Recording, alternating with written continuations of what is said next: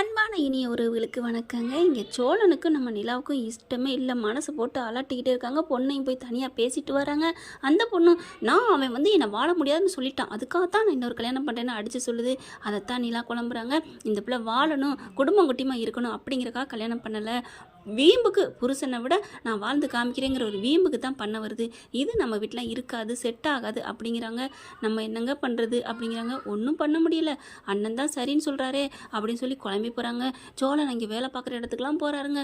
அங்கே போயிட்டு, அண்ணே உனக்கு ஒன்றும் பிரச்சனை இல்லையே, நீ இந்த கல்யாணத்துக்கு எனக்கு இஷ்டம் தான்டா, ஏன்டா இப்படி எல்லாரும் கேட்குறீங்க அப்படின்னு சேரன் முகத்தில் இவ்வளோ கோவம் வருங்கிறது நேற்றுக்கு இன்றைக்கி தாங்க தெரியுது. பயங்கர ஸ்ட்ரிக்டாக சொல்லிடுறாங்க. ஒன்றும் பண்ண முடியல, மண்டையை போட்டு பிச்சுக்கிறாங்க. இந்த பக்கம் பார்த்தீங்கன்னா வானதியும் பாண்டியும் அடிச்சுக்கிறாங்க. கல்யாணம் பண்ணட்டுமே அப்படின்னு சொல்ல, அப்போ எங்கள் அண்ணன் இப்படி கல்யாணம் பண்ணி எப்படி கேட்டாலும் உனக்கு ஓன் சுயநலமா அப்படிங்கிறாங்க. ரொம்ப கோச்சுக்கிறாங்க. வீட்லையும் பார்த்தீங்கன்னா போயிட்டு அதையே நினச்சி பார்த்துட்டு இருக்காங்க. இப்படி சொல்லிவிட்டானே அப்படி சொல்லிவிட்டானே அப்படின்னுட்டு அடுத்த நாள் பார்த்தீங்கன்னா வேலை பார்க்க போயிடுறாரு. இங்கே தான் நிச்சயம் இல்லைன்னு ஆகிப்போச்சே, திரும்பி வந்துடுறாங்க.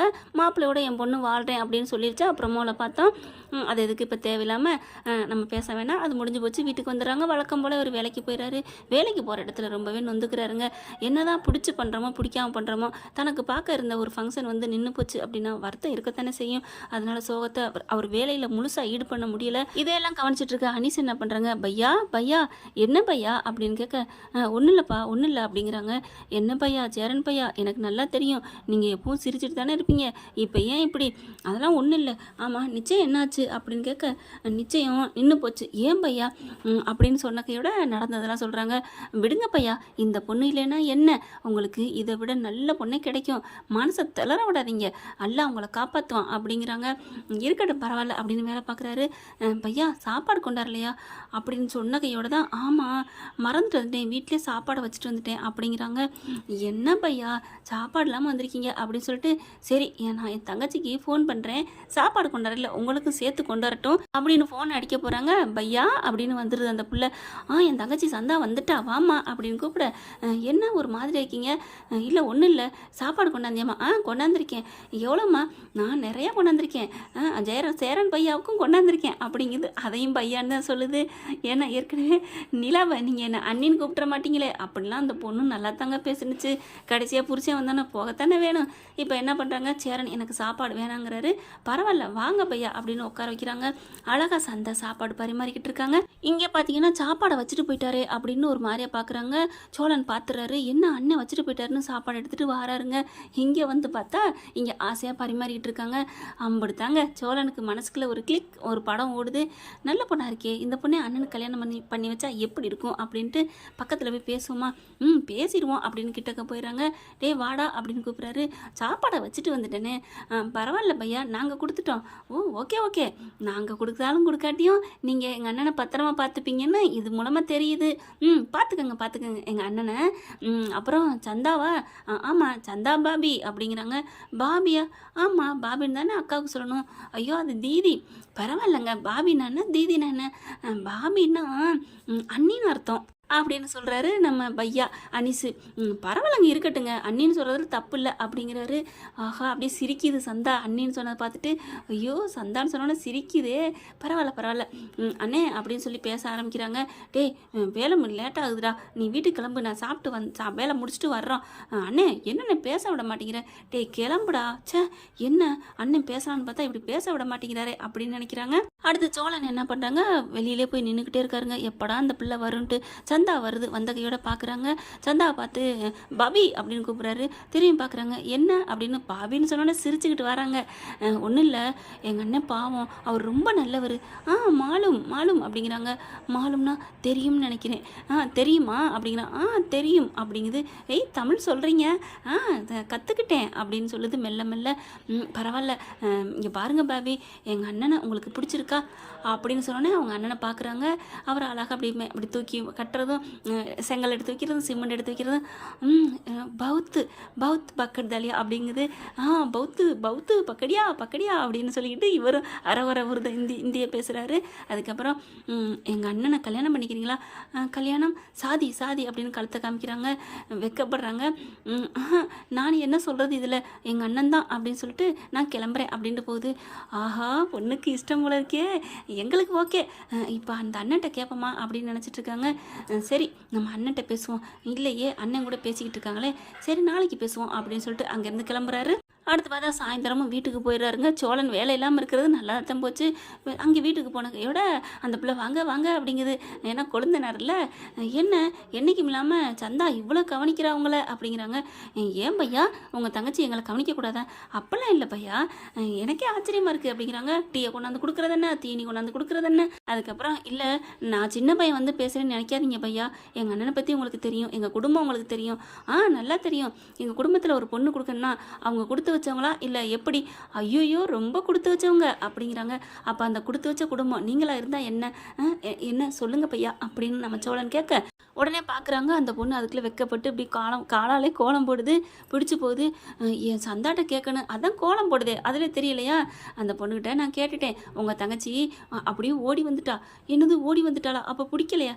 ஹலோ பையா, சிரிச்சுக்கிட்டு சம்மதத்தோடு வந்திருக்கா. மௌனம் சம்மதம் தானே, கேளுங்க. ஏம்மா சந்தா உனக்கு பிடிச்சிருக்கா? அண்ணே போங்க பையா அப்படின்ட்டு போகுது. அப்போ நாளைக்கு நீங்கள் வாங்க, நாங்கள் எல்லோரும் பேசிக்கிட்டு இருக்கோம், நானாக எதார்த்தமாக பேசுகிறேன் ப்ளீஸ் அப்படிங்கல. சோழா உங்கள் குடும்பத்துக்கு என் தங்கச்சியை கொடுத்து வச்சிருக்கணும், நீங்கள் கவலைப்படாதீங்க, கிளம்புங்க நாளைக்கு வர்றோம் அப்படின்னு சொல்லிடுறாங்களா. அடுத்து வீட்டுக்கு வந்துடுறாங்க. இந்த பக்கம் பார்த்தீங்கன்னா கார்த்தியா என்ன பண்ணுது, மாமாவை பார்க்க போகணும் அப்படின்ட்டு வருது. மாமா மாமா அப்படின்னு சொல்லி வர பார்த்தா வந்துட்டாளா. ஏமா நீ தான் இன்னொரு வீட்டுக்கு போயிட்டியே, அப்புறம் என்ன மாமா மாமான்னுட்டு அப்போ பார்க்குது நிலா. ஏன் இன்னொரு வீட்டுக்கு போயிட்டா அவள் வந்து மாமான்னு கூப்பிடக்கூடாதா? அப்போ உங்களை சித்தப்பா நான் கூப்பிடணும் அப்படின்னு சொல்ல நடேசன் பார்க்குறாரு. இருந்தாலும் உனக்கு வாய் தான் அப்படிங்கிறாரு. அந்த சமயம் கரெக்டாக சந்தாவும் அவங்க அண்ணனும் வராங்க. வாங்க வாங்க அப்படின்னு சொல்லிட்டு வராங்களே. என்னாச்சு என்ன? இல்லை சந்தாவுக்கு இன்றைக்கி பிறந்த நாள், அதான் உங்களுக்கு எல்லாத்துக்கும் அப்படின்னு சொல்லிட்டு பிரியாணி கொடுக்குறாங்க. வா சூப்பர் அப்படிங்கிறாங்களே. என்ன காலையில் சமைச்சிட்டிங்களா? ஆமாம் ராத்திரியே எல்லா வேலையும் பாதி வேலையும் முடிச்சிட்டா, காலையில் சீக்கிரமே எழுந்திரிச்சு சமைச்சு வந்துட்டா அப்படின்ட்டு சோழனம் அப்படிங்கிறாங்க. ஆகா நம்ம ஏதாவது ஸ்வீட்டோட வாங்கணும்னா இவங்க பார்த்தா பிரியாணியோட வந்துட்டாங்களா. கலாச்சாரம் மாறாத ஃபேமிலி அப்படின்னு நினைக்கிறாங்க. இந்தாங்க வாங்க எல்லோரும் சாப்பிடுவாங்க அப்படின்னு எல்லாரும் கொடுக்குறாங்க. கார்த்திகா நிற்கிது. நீங்களும் சாப்பிடுங்க தீதி அப்படிங்கிறாங்க. தீதி அப்படின்னு சோழன் சொல்ல, என்ன ஒரு மாதிரியாக பார்க்குறீங்க, நீங்கள் பாட்டுக்கு பாபிங்கிறீங்க, அந்த பொண்ணு உங்களை பார்த்து அப்படிங்குது. என்ன ரூட்டா? ஆச்சே வாயை முடுங்க நிலா, அவங்க எனக்கு அண்ணி மாதிரியா? ஆமாம் இல்லையே நீங்கள் என்னமோ அப்படின்னு கண்ணை புருவத்தை உயர்த்துறீங்க. அவள் சந்தாவும் அப்படிங்கிற என்ன அதெல்லாம் ஒன்றும் இல்லை அப்படின்னு சொல்லலே இந்த பொண்ணு கிச்சன் பக்கம் போகுது. சந்தா ஓடுறாருங்க சோழன் பின்னாடியே. பாபி பாபி அப்படிங்கல கியா அப்படிங்கிறாங்க. அண்ணனுக்கு இதை எடுத்து வச்சு ஊட்டுங்க கொடுங்க. அப்படியா? அண்ணனுக்கு பொறையேறும், அப்போ நீங்கள் வந்து தட்டி விடணும். சரி என்ன சொல்கிறீங்கன்னு புரியல, ஆனால் சரிங்குது. ஓகே டீக்கேர் அப்படின்ட்டு போகுது. அப்புறமா போனதுக்கப்புறம் நிலா பின்னாடியே வராங்க. போனதுன்னு அப்படியே முழிக்கிறாரு. ஐயோ இவ வேற நம்மளை முறைக்கிறாளே, என்ன பண்ணுறது அப்படின்னு தவிக்கிறாரு சோழன். அதுக்கு என்ன அப்படிங்களா? ஒன்றும் இல்லையே, என்ன பண்ணிக்கிட்டு இருந்தீங்க? சும்மா பேசிக்கிட்டு இருந்தம்மா. என்னடா நடக்குதுங்க? ஒன்றும் இல்லைம்மா, இதோ இந்த சந்தா நடந்துச்சு, இப்போ நான் நடக்க போகிறேன் அப்படிங்கிறாரு. வச்சுக்கிறேன் கச்சேரி அப்படிங்கிறாங்க. அம்மா நீ சும்மா இருப்பா அப்படின்ட்டு போகிறாரு. அடுத்து பார்த்தா சாப்பாடு எல்லாத்துக்கும் பரிமாறிக்கிட்டு இருக்காங்களா. நிலா பரிமாறிட்டு இருக்கல, இந்த பொண்ணும் சோழனும் கிச்சனுக்கு வராங்க தெரிஞ்சு பின்னாடியே ஓடி வருது பார்த்தீங்களா. இதுக்கு பேர் தாங்க பொசசினவ். சும்மா வருமாங்க, காதல் இருந்தால் தானே வரும். மனசுக்குள்ள நினைக்கிறாங்க நம்ம நீலா. இருடி உன்னை வச்சுக்கிறேன் மவனே.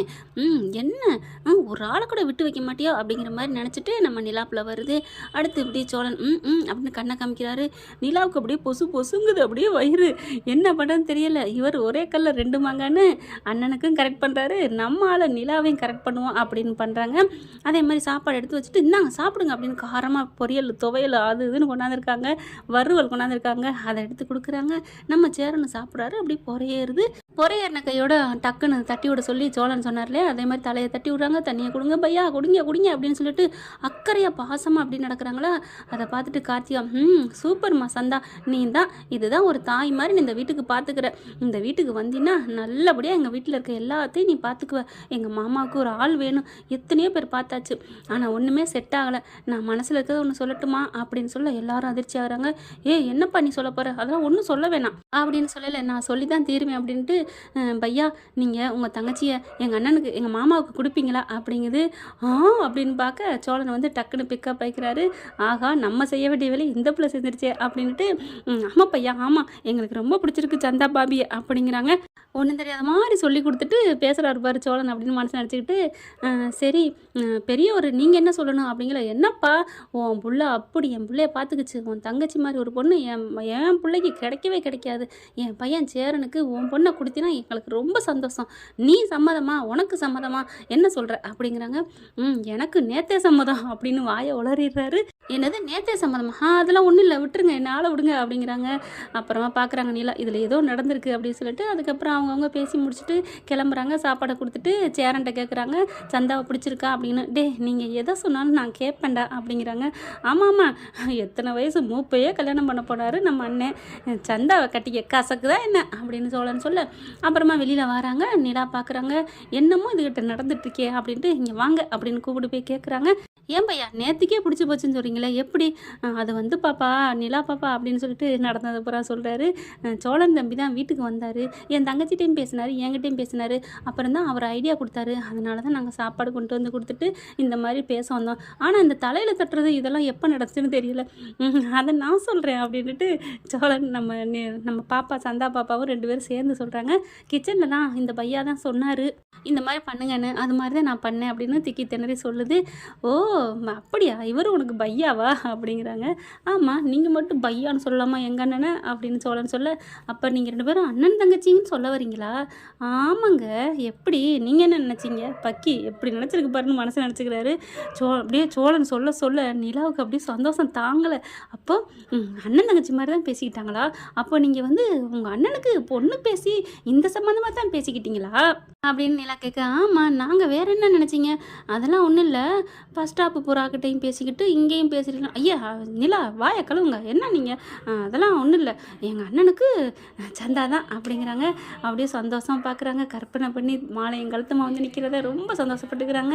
அடுத்து அப்படியே நிலா வந்து சோழனை பெருமையாக பார்க்க என்னங்க எதையுமே வாய் விட்டு சொல்ல மாட்டேங்கிறீங்க, என்னை பற்றி நீங்கள் என்ன நினைக்கிறீங்க அப்படின்னு சோழன் பின்னாடியே வராரு. அதெல்லாம் ஒன்றும் நினைக்கல போடா அப்படின்னு சொல்லி தள்ளி விட போயில விழுக போகிறாங்க. அப்படியே 2 பேரும் கட்டி பிடிச்சிக்கிறாங்க. ஓகே ஃப்ரெண்ட் பார்க்கலாம், இப்படி போனால் நல்லா தானே இருக்கும். இந்த பற்றி உங்களுக்கு பிடிச்சிருந்துச்சுன்னா உங்கள் பொண்ணான கையில் ஒரு லைக்கை போட்டு சப்ஸ்கிரைப் பண்ணிடுங்க. Thank you friends.